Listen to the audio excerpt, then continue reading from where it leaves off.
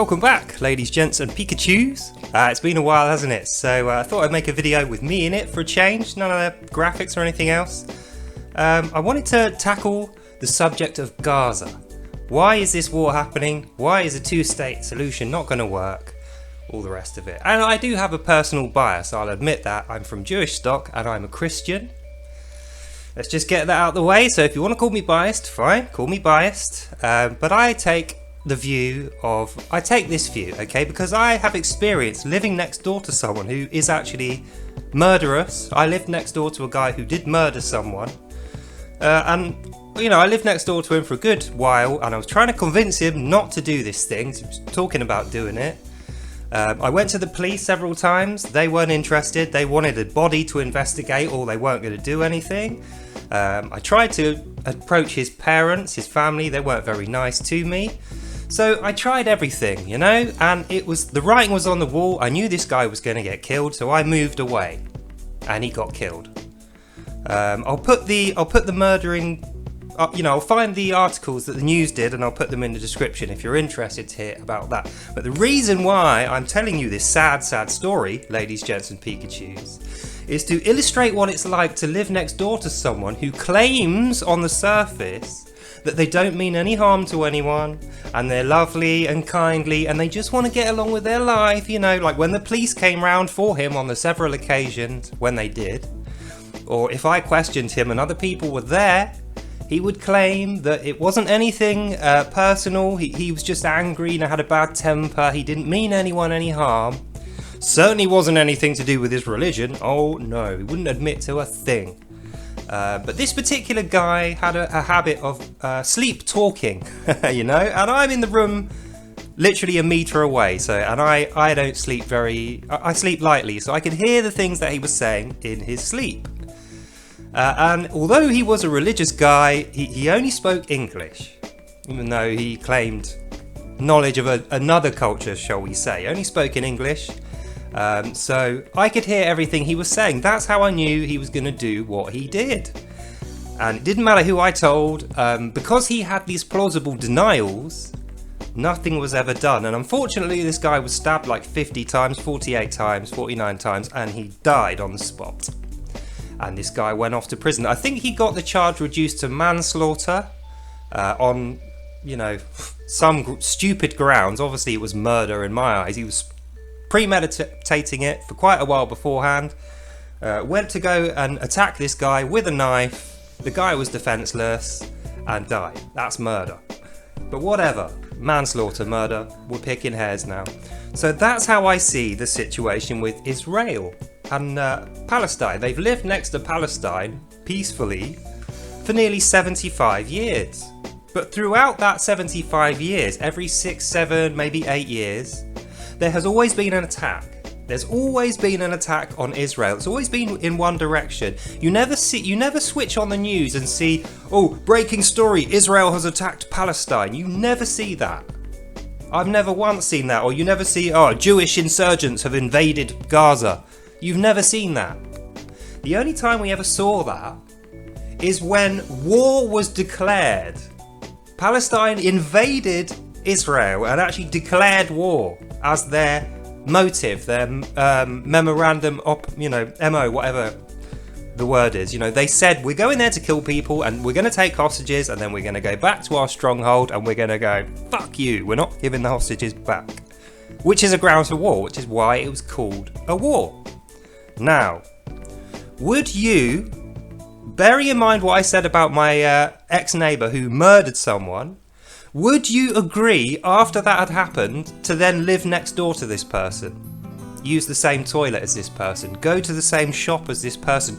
Would you be able to sleep at night in your bed knowing that 1.5 meters away in the next room along was that person who, even though they claimed they didn't mean you any harm, had been giving you evils every single day, had been looking you up and down, had been, stubbing cigarettes out on your car, had kicked your cat, had done everything to let you know, I fucking hate you and I want to kill you. They'd done that to you throughout. At the same time as claiming to everyone else, oh no, I've just got a bad temper, it's fine, it's nothing to do with that, nothing to do with faith or history, none of that. would you live next door to that person?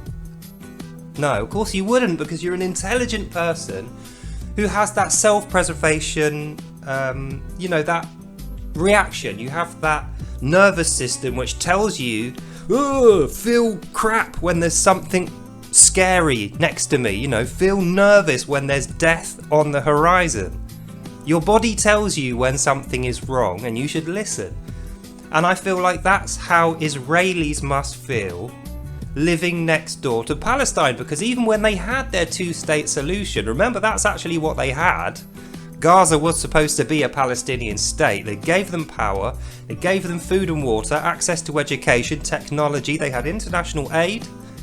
At first they weren't walled in and they could come and go as they pleased, but after 3 or 4 let's just call them terrorist attacks, that's what they are. After 3 or 4 terrorist attacks, which you can Google and find out the death toll, walls were erected and the roads were blockaded.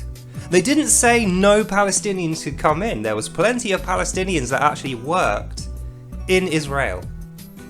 Even some that lived in the settlement houses, along the border with Israeli families. And these were the people that tried to broker peace between the two sets of people. Unfortunately, on October the 7th, when Palestine invaded Israel, those were the first families to be slaughtered, and the hostages primarily came from that group of families.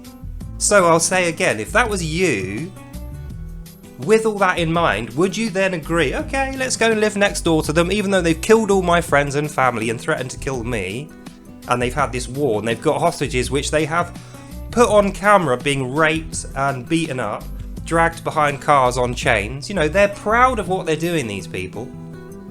And then lying about it the whole time, saying, oh, but we're actually starving and, oh, we're doing so poorly. Even though they can afford thousands of rockets, machine guns, body armour, armoured vehicles, drones, they can afford to have hundreds of thousands of people on Facebook, on Twitter, sending out social media posts. They've got an information setup. Even though they can afford all that stuff, they can't afford crisps, bread, and milk. Would you agree to put down all your weapons and then live next door to these people, if you were the Israelis, and be able to sleep at night and not go mental? Would the worry not drive you crazy that your kids might go to school and then not come back? Because that's exactly what we're asking Israel to do. When we ask for a two-state solution, the reason why I say it's dead in the water, when we ask Israelis to put down their war and their guns and their counterattack and say, right, just forget it, it's over now, just go home, forget it all, let's just go back to the two-state solution. When you ask them to do that, that's what you're asking them to do. You're asking them to accept a situation which is completely unpalatable, even to you. You wouldn't agree to do it. So that's how I'm gonna end the video there. That's how I feel. I would never ask somebody to do something I wouldn't be willing to do myself. And if it was up to me, you would never have to do these things. But that's what we're asking them. If we're asking for a two-state solution, we're asking people to live with their murderers before they get murdered, and be able to sleep at night and not worry about their children and their daughters and their wives. That's what we're asking them. I don't think it's fair that we ask them that. So, yeah, I'll leave it there. That's the end of this video. The two-state solution, as far as I'm concerned, is dead in the water. It was a terrible idea to start with, because these people don't want peace. They don't want peace. That's why all the other Islamic countries in the region have said a flat no. We don't want any Palestinian refugees. Not one is allowed to come. They've passed laws in all these other countries, Egypt, Syria, Iran, Jordan, Egypt. I said Egypt, didn't I? Yeah. Anyway, these countries don't want Palestinian refugees, even though they're Islamic brothers.